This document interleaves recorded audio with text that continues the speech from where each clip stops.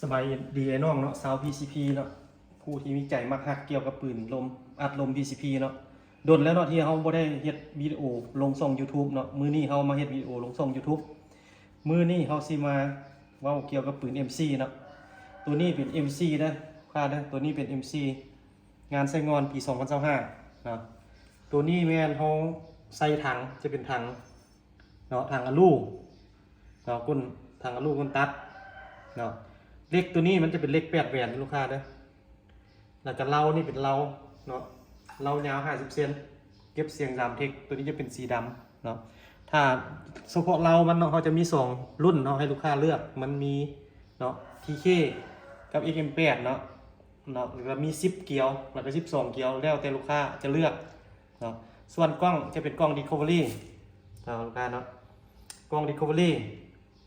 ตัวนี้นะแล้วก็ในราคาเนาะถือว่าราคาเขาสิบอกราคาเลยเฉพาะครบสุดเนาะราคาแมน6 ล้าน6 แสนเนาะ6 ล้าน6 แสนกีบจะเป็นถังก้นตัดถ้าลูกค้าท่านใดอยากได้ถังก้นมนแมนบวกอีก2 แสนมันจะตกอยู่ราคา6 ล้าน8 แสนเนาะในราคา6 ล้าน6 แสนนี่เนาะเฉพาะถังก้นตัดนี่มันจะได้อย่างแม่เนาะถือว่าได้ครบเลยมีกล้องเนาะแล้วเขาเช็ดแถมลูกปืนให้กับนึงเนาะแล้วก็สูบซ่อมมีโม่เนาะแล้วก็สูบเขาก็เป็นสูบกลางเนาะสูบมาเป็นสูบกลางตีนพับได้นะลูกค้านะตัวนี้เนาะในราคานี่แม่น6 ล้านเนาะ6 แสนกีบเนาะส่วนลูกค้าท่านใดสนใจถือว่าติดต่อทางเบอร์โทรของห้างเขาเนาะถือว่าเขายังใส่เบอร์เก่า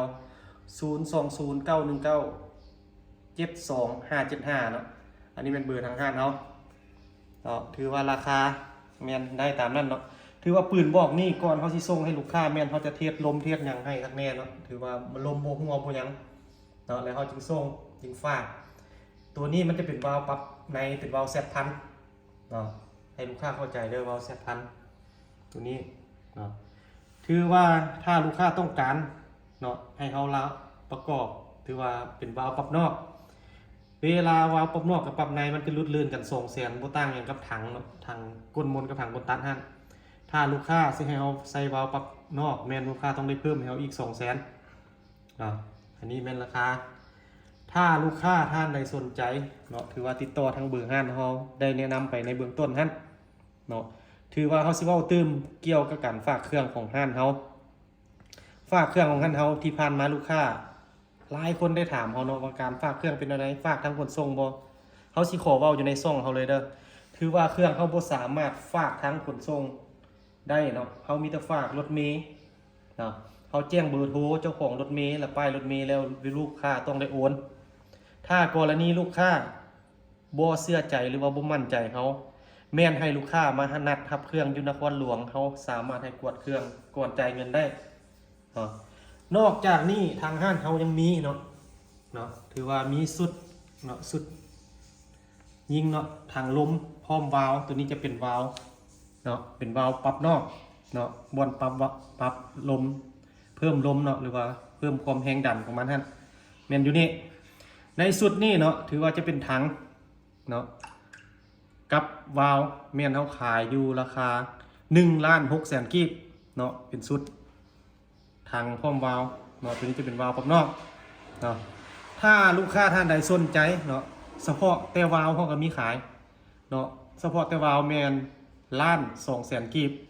เนาะเฉพาะแต่วาล์วถ้าลูกค้าเอาทั้งถังทั้งวาล์วแม่น1 ล้าน6 แสนกีบเนาะ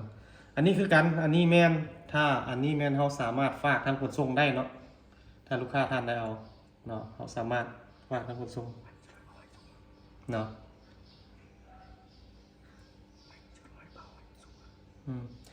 แล้วก็ส่วนปืนของเขานี่เนาะถือว่าเขารับประกันให้เนาะ3 เดือนเนาะรับประกันให้3 เดือนลูกค้าท่านใดเอาไปถือว่าเขารับประกันให้3 เดือนแล้วก็เราเขามีรับประกันกลุ่มให้40 แมตต์ฝาอุยซิถ้าลูกค้าเอาไปแล้วลูกค้าเอาไปยิงหรือว่าไปเทสเบิ่งเนาะกลุ่มบ่ได้แม่นทางห้างเขาจะรับเปลี่ยนเราใหม่ให้เนาะลูกค้าฝากเรามาเขาจะฝากเราใหม่ไปให้เนาะส่วนว่าลูกค้าท่านใดสนใจก็แม่นติดต่อมาเนาะราคาเขาก็ได้แจ้งไปทางซ่องเขาแล้วเนาะ แต่ว่าที่ผ่านมาเขาแจ้งไปแล้วลูกค้าหลายคนก็ยังถามคืนว่าการฝากเครื่องเป็นแนวใดเป็นแนวใดเนาะถ้าลูกค้าท่านใดสนใจเนาะหรือว่ามีข้องใจอันใดแม่นให้ติดต่อมาทางเบอร์ห้านเฮาเนาะห้านเฮายังใช้เบอร์เก่าอยู่เนาะถือว่า02091972575แม่นเบอร์นี้เนาะเฉพาะห้านเฮาเนาะแล้วเขาก็ฝากทั้งติดตามทั้งช่อง YouTube ของเฮาเนาะทั้งลูกค้าเก่าและลูกค้าใหม่เนาะขอบใจ